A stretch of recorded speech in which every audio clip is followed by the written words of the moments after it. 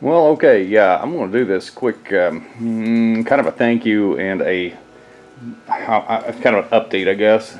Really wasn't planning on doing it, but I was down on base with my boy, for he's got to go out for 9 months, and so we went down and seen him, and anyway, long story short, we had a good visit. Back now, I had to work 7 12s in a row, and it was miserable. There's no other words could describe it.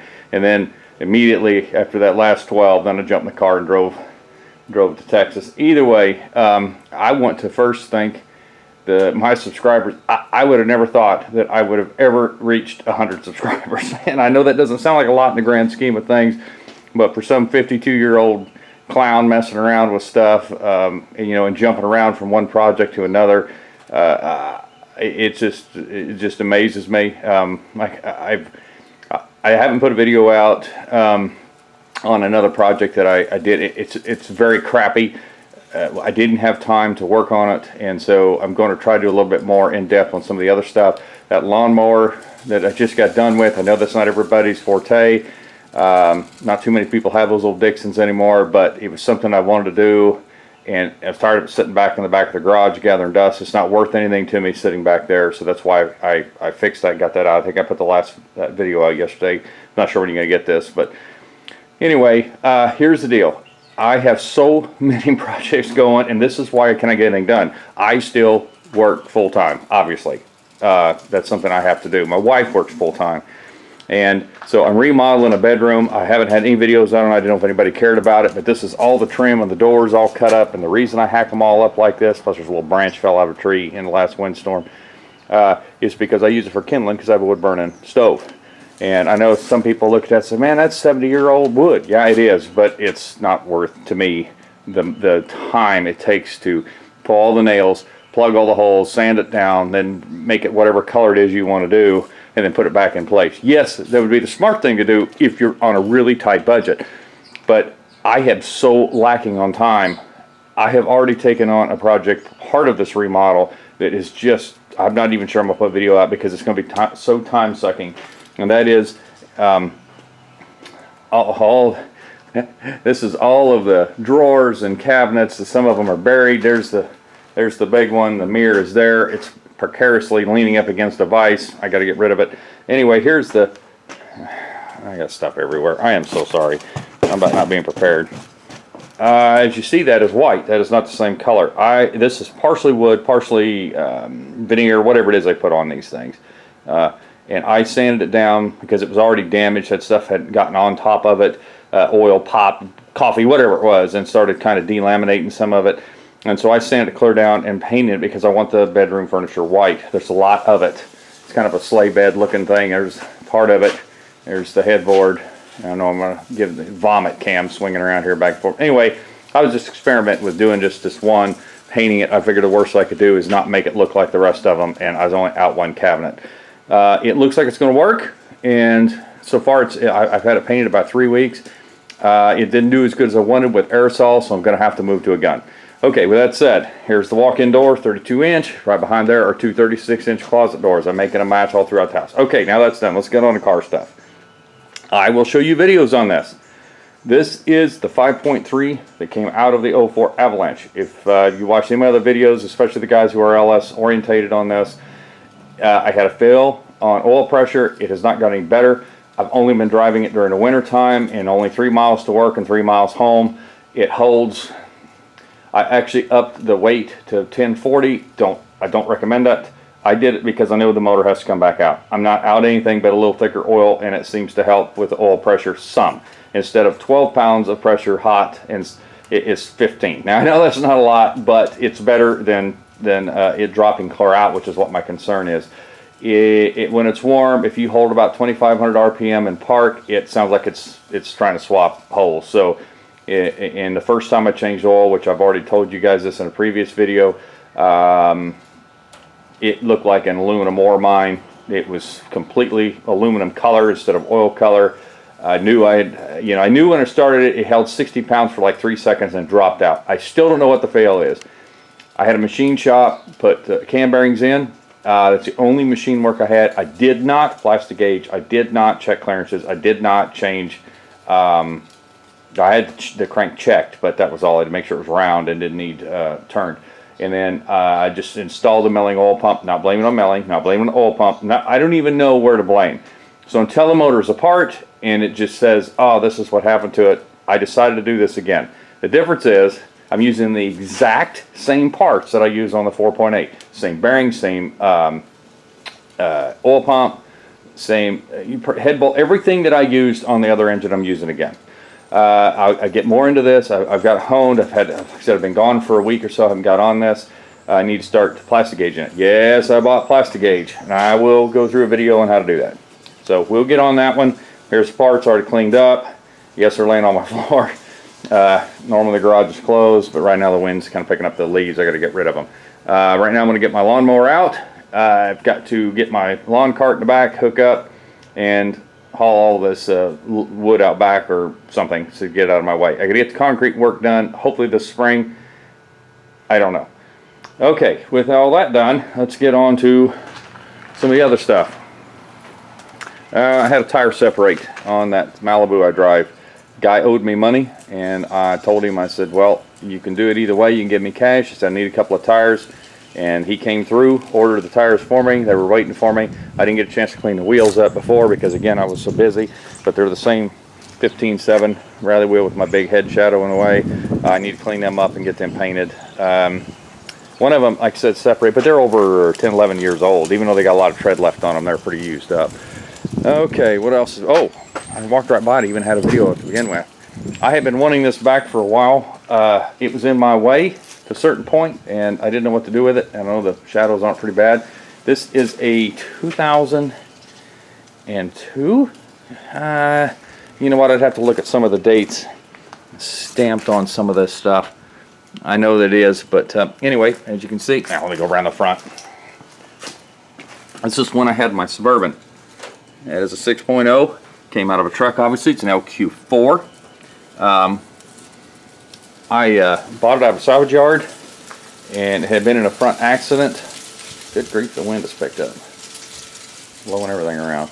Anyway, I'm going to get rid of some leaves today, too. I got to rake a bunch of leaves. I'm probably going to take that ramp down. I know I'm jumping around on the video because the ramp's kind of in the way and we're not going to use it. We found out, my wife kind of liked it because she wanted to dig stuff, drag stuff up the steps, and that was great right up until this is the north side of the house, and when it snowed and got ice all over it, that might as well have been a skating rink because we couldn't go up or down it. And when I see that isn't, yeah. So anyway, that's got to go away.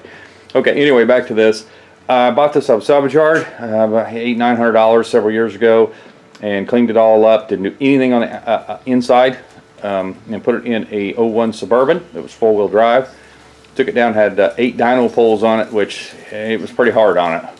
Kept telling the guy, man, it's an old engine, be careful with it. He kept running up to 6,000, 6,500, and she started smoking it last little bit there, and I said, man, that's it. It's whatever it is. And it did really good. For 6,000 pounds of full wheel drive and a 373 gear, it put 278 horsepower and 325 torque to the tires.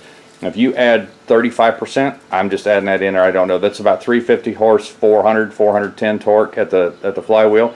That's pretty impressive for a bone stock engine. But anyway, the guy, I don't know if he took anything apart. I don't know if he turned it over. I know he pulled a couple of push rods out of it. He said one of them was bent. But it started making a funny sound. I really couldn't pinpoint it, so I just pulled it out and put another engine in. I think it's a 2004. And it actually had a lot of piston slap, but ran real good. So, yeah, you got to give and take. But anyway, I sold this thing to him for $250 a few years ago. He had it. He ran out of money. He called me. He said, man, what did you give me for it? And I asked him if it was the exact same as I sold it. He said, well, yeah, I've taken it partially apart. Head's been off. That kind of stuff. But it's loosely assembled. It says, I said, well, $300, take it. So I paid $50 more and I sold it for. Yeah, it's probably not a good deal, but you're not going to find a 6-liter for any cheaper than that still actually ran when I pulled it. So, I mean, I plasticed up all the holes. Of course, he pulled the oil filter off. I think he took the pan off, and I don't remember now. But anyway, for the oil cooler or the bypass goes. But anyway, I'm going to pull it down sometime and rebuild it. I'm not sure what I'm going to do. I'd really like to possibly put nice wind. I mean, it's bad. Sure glad I decided to do that on the day I need to get rid of leaves. Anyway, I'm thinking about doing basically a stock rebuild on it. I'm not sure I'm going to look into pricing. I can actually find a set of LS1 heads pretty reasonable around this area. Like I consider reasonable $300 to $400 for a set that are usable. You know, not having to be completely gone through. Anyway, that is. I'll probably put the LS1 to try to get it basically to an LQ9, so it has about 10-to-1 compression or so. Because I think they're the compression. I can't remember the CC they had. I literally have to go look it up. And I'd really like to put it in my pickup. My pickup's an 01. It's only got about 147,000 miles on it. I bought it with 116.5 on it in 2012. It has always used a bit of oil and always drank a little bit of antifreeze. It's never let me down. It's never not started. It's never had check engine light come on. I've replaced the normal stuff you do, like you know, plugs, wires, water pump, thermostat. I don't remember, but it has true dual exhaust. Still has a cats. It's not been tuned. It's got a cold air on it. But anyway, it's a 1500 HD. Of course, it's a 3/4 ton drivetrain with a 6-liter, but basically they consider it a half-ton truck. I've gone into this before with other videos. But anyway, I love the truck. I was going to look for a diesel. My wife and I have decided no more payments. I'm not paying $50,000, $60,000 for a diesel. And around here, if you buy them things used, they have had the crap run out of them. And I don't want to buy something that does not have a warranty on it. That somebody has, you know, gone out and done whatever with, especially something I don't know. So yes, I found them for $45,000 new.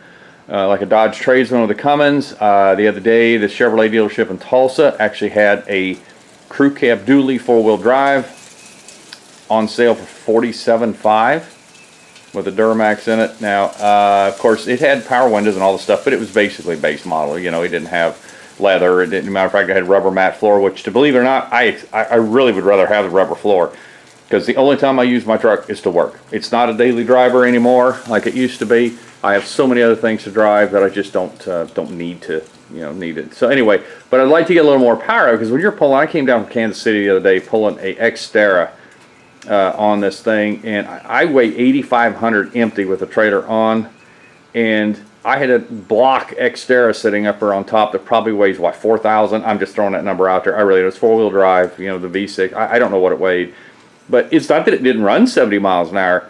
But you're pulling the guts out on a hill. I mean, she gets up there to 4,000 or so, when it downshifts and just holds there, or more. And I just would like to have a little bit more power. I could put a little bit bigger cam in it, but what I think I'm going to do is de-cat it and have it tuned just a little bit, because it gets such crap gas mileage anyway. I'm not really sure.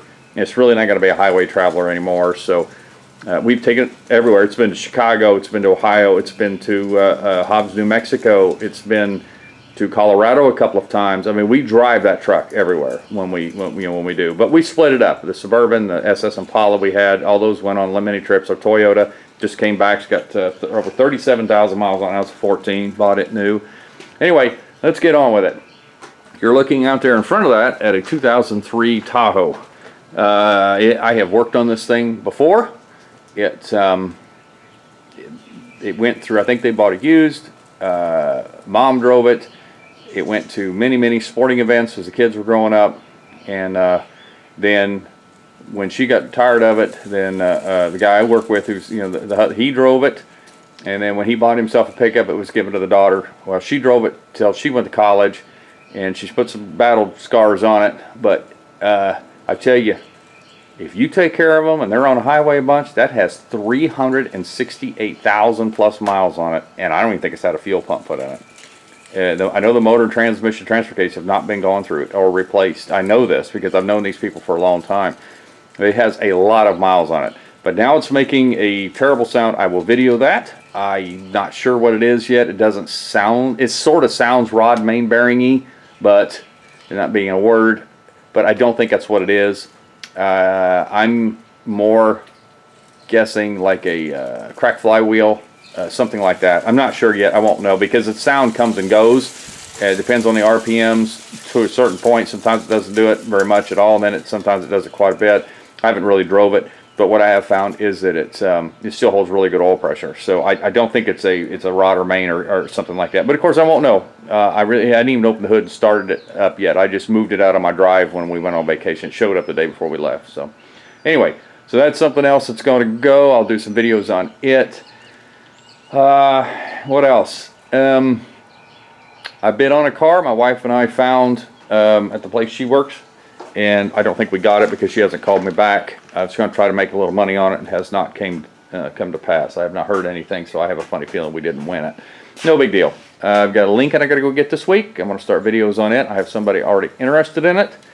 It's an old town car, 5-liter automatic rear-wheel drive. So I'll do some videos on it also. Until then, guys, I want to thank you again, and we'll talk to you next time.